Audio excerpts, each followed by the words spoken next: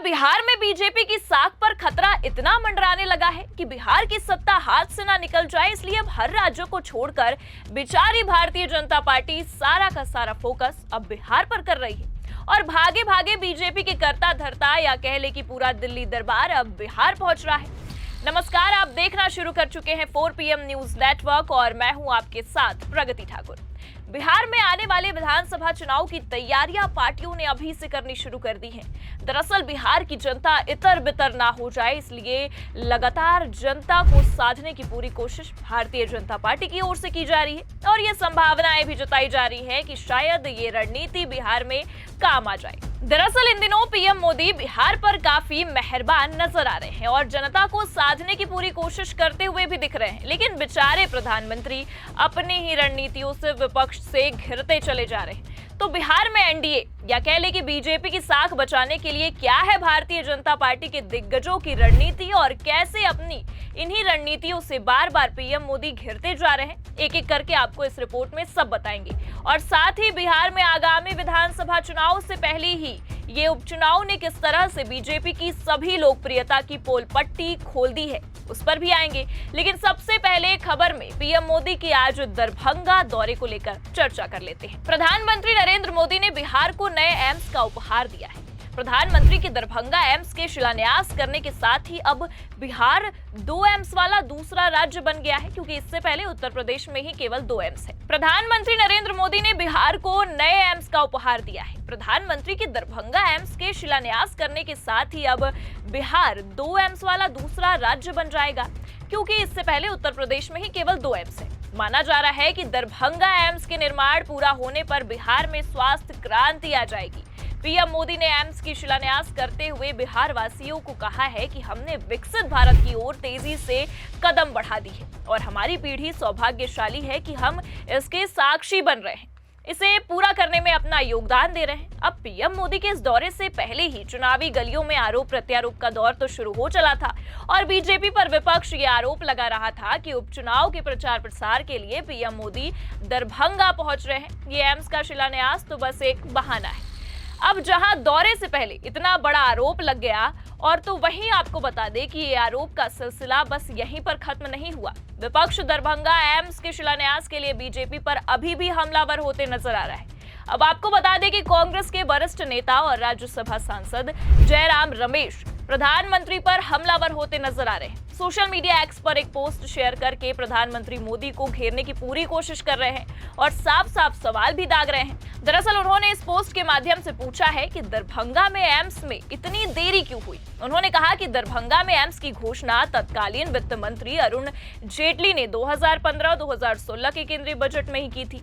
स्थानीय लोग अपने शहर में एम्स का इंतजार तब से कर रहे हैं, लेकिन 9 साल लग गए। कांग्रेस के वरिष्ठ नेता जयराम रमेश ने इसी के साथ तंज भी कसा है। उन्होंने पूछा, क्या केंद्र सरकार इसका राजनीतिक श्रेय लेना चाहती है और क्या मुख्यमंत्री नीतीश कुमार को इससे लाभ पहुंचाना चाहती है? क्या प्रधानमंत्री इस देरी की वजह बता पाएंगे? अब जहां एक तरफ पीएम मोदी या कह ले कि भारतीय जनता पार्टी इस ताक में थी कि जिस बिहार की जनता को विकास के नाम पर बस आज तक ठगा गया है, वहां खुद प्रधानमंत्री अब एम्स का शिलान्यास करने पहुंच रहे हैं, और वो भी उस एम्स का जिसकी घोषणा तत्कालीन वित्त मंत्री अरुण जेटली ने 2015-2016 के केंद्रीय बजट में ही की थी। यानी कि जिस एम्स का उद्घाटन काफी समय पहले ही हो जाना चाहिए था, उसका शिलान्यास करने अब प्रधानमंत्री पहुंच रहे हैं, जब बिहार में उपचुनाव है और साथ ही आगामी विधानसभा चुनाव की सरगर्मियां भी काफी तेज हैं।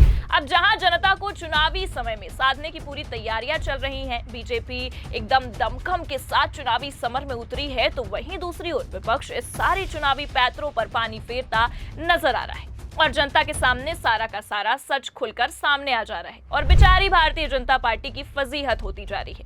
अब जहां एक तरफ आज पीएम मोदी ने बिहार का दौरा किया और जनता को साधने की पूरी कोशिश की या कह ले कि दरभंगा एम्स का शिलान्यास किया, तो वहीं दूसरी ओर खबर तो ये भी आ रही है कि अब प्रधानमंत्री एक बार फिर बिहार का दौरा करने पहुंच रहे हैं। जी हाँ, भोली भाली जनता को फुसलाने का सिलसिला बस आज ही या फिर हम कह लें कि यहीं पर खत्म नहीं होता है। प्रधानमंत्री नरेंद्र मोदी 4 दिनों के अंदर 2 बार बिहार का दौरा कर रहे हैं। आज जहां दरभंगा एम्स के शिलान्यास कार्यक्रम में पीएम मोदी शामिल हुए, तो वहीं आपको बता दें कि पीएम नरेंद्र मोदी 15 नवंबर को जमुई में होने वाले जनजातीय गौरव दिवस समारोह में शामिल होने के लिए भी बिहार पहुंचेंगे। राजनीतिक गलियारों में पीएम मोदी के दौरे के कई मायने निकाले जा रहे हैं। दरअसल बिहार में अगले साल विधानसभा चुनाव होने वाले हैं, जिससे आप सभी वाकिफ हैं।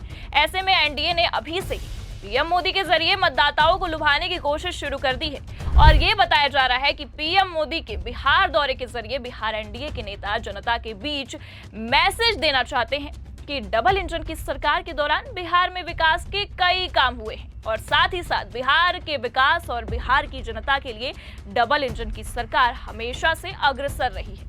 लेकिन सही मायने में जमीनी स्तर पर सच्चाई क्या है और डबल इंजन की सरकार ने जनता के हित के लिए कितना काम किया है, इससे आप और हम भली भांति वाकिफ हैं। साथ ही साथ आपको ये भी बता दें कि इन दौरों और बिहार की जनता को दिए जा रहे इन सौगातों के सियासी गलियारों में कई सारे मायने निकलकर सामने आ रहे हैं। सही मायने में कहे तो इन दौरों को बीजेपी की सोची समझी रणनीति करारा जा रहा है कि जब आगामी विधानसभा चुनाव सर पर है, जिसे लेकर बिहार में सियासी सरगर्मियां काफी तेज हो गई हैं। लगातार विपक्ष गठबंधन बीजेपी या कह ले कि बिहार की एनडीए सरकार पर हमलावर होते जा रहा है और कई सारे मुद्दों पर बिहार की डबल इंजन की सरकार को घेरता जा रहा है। इसलिए इससे कहीं न कहीं बिहार में एनडीए सरकार के अस्तित्व पर सवाल उठता जा रहा है। काफी समय से बीजेपी के दिग्गज नेताओं के बयानबाजियों और बीजेपी के इस धार्मिक और सांप्रदायिक राजनीति से बिहार में डबल इंजन की सरकार पर तुष्टीकरण की राजनीति करने का आरोप विपक्ष लगाते आ रहा है और भारतीय जनता पार्टी इससे घिरती जा रही है। इसी बीच अगर हम देखें तो जहां आज बिहार में उपचुनाव हुए हैं और कहीं न कहीं ये उपचुनाव भारतीय जनता पार्टी या कह ले कि बिहार एनडीए के अस्तित्व की लड़ाई है या कह ले कि विधानसभा चुनाव से पहले होने वाला सेमीफाइनल है, तो वहीं इस सेमीफाइनल के होते ही खबर तो अब ये भी आ रही है निकलकर सामने कि कल यानी कि 14 नवंबर को नीतीश कुमार ने एक बैठक बुलाई है और इस बैठक के भी कई मायने निकलकर आ रहे हैं कि आपको बता दें कि लगभग 20 दिनों के बाद नीतीश कैबिनेट की फिर बैठक होगी, जिसमें कोई बड़ा फैसला लेने की बात कही जा रही है। बता दें कि दीपावली से पहले विगत 22 अक्टूबर को बिहार कैबिनेट की बैठक हुई थी। उस समय कहा गया था कि राज्य सरकार कर्मियों की महंगाई भत्ता में वृद्धि करने के प्रस्ताव पर मुहर लगा सकती है, लेकिन ऐसा हुआ नहीं। अब 14 नवंबर को कैबिनेट की मीटिंग है, इसको लेकर भी कई मायने निकलकर सामने आ रहे हैं। जहां आज मंच से सीएम नीतीश कुमार एकजुट होने का संदेश देते नजर आए और जाकर सीधे प्रधानमंत्री के पैरों को छूने लगे और पैरों पर गिर गए, तो यानी कि कल अचानक से सीएम नीतीश ने अब बैठक भी बुला ली है। दरअसल नीतीश बाबू के पिछले बैठकों में कितना खेला हुआ है, इससे बिल्कुल भी मुकरा नहीं जा सकता है। इसलिए संभावनाएं यही हैं कि सीएम नीतीश के इन बैठकों से कुछ तो फेरबदल फिर से होने वाला है और इसकी संभावनाएं जताई जा रही हैं। या कह ले कि मंच से तो एकजुटता का संदेश देते फिर रहे नीतीश बाबू हैं और उपचुनाव या प्रधानमंत्री के सभा के बाद तुरंत बैठक भी बुला ली। आखिर क्या खेला करने वाले हैं नीतीश इस चुनावी माहौल में?